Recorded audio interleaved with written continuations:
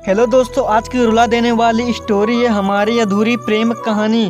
राजू और सीमा दोनों कॉलेज के टाइम से एक दूसरे से प्यार करते थे।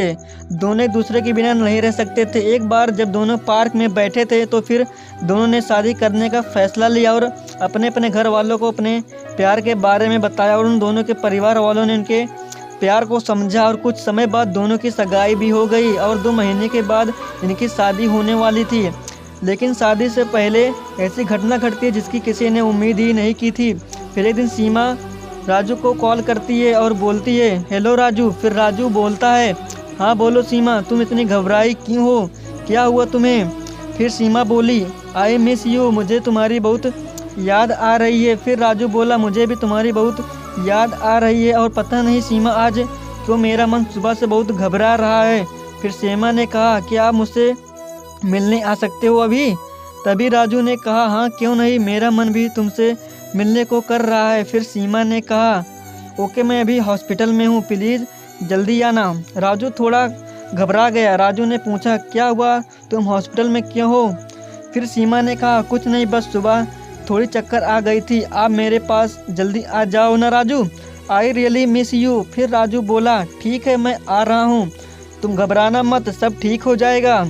राजू ने फ़ोन रखा और तुरंत सीमा से मिलने चला गया। जब राजू हॉस्पिटल पहुंचता है तब वहां सीमा बेहोश पड़ी रहती है।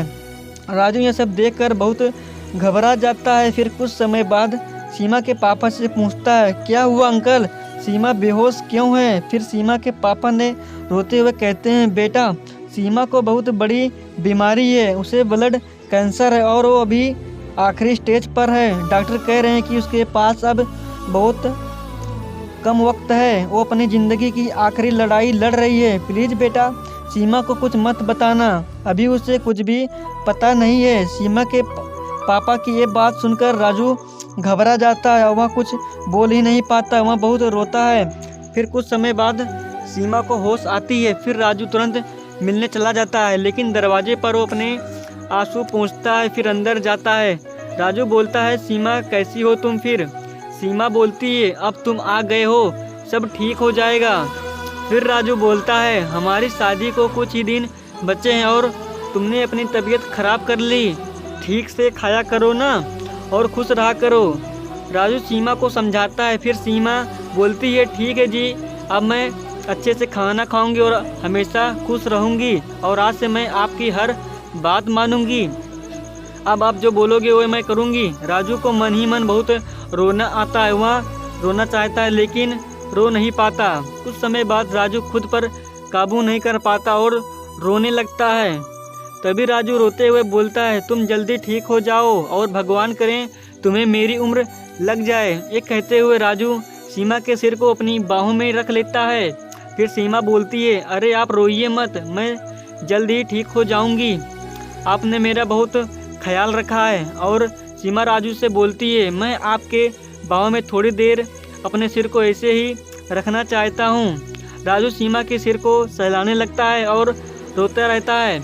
तभी थोड़ी देर बाद अचानक राजू को यह एहसास होता है कि अब उसकी सीमा नहीं रही, लेकिन तभी राजू सीमा को अपनी बाहों में थामे रखता है और उसके आंखों में आंसू बहने लगते हैं। वह बेसुध पड़ा रहता है। तभी थोड़ी देर बाद सीमा के पापा जब अंदर कमरे में आ जाते हैं, जहाँ वो देखते हैं कि उनकी बेटी ने राजू की बाहों में दम तोड़ दिया है और राजू भी सीमा को अपनी बाहों में जकड़कर बैठा हुआ है।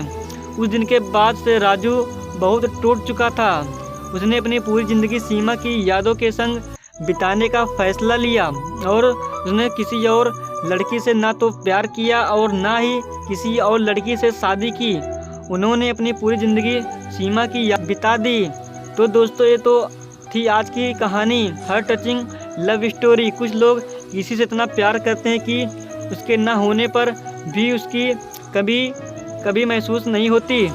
राजू भी सीमा से बहुत प्यार करता था। सीमा के ना होने से भी राजू का प्यार सीमा के लिए थोड़ी भी कम ना हुआ। दोस्तों, वीडियो पसंद आए तो वीडियो को लाइक कर देना एंड चैनल पे नए हो तो चैनल को कर लीजिए सब्सक्राइब। दोस्तों, आज की इस वीडियो में इतना ही, मिलते हैं किसी नेक्स्ट वीडियो में, तब तक के लिए जय हिंद, वंदे मातरम।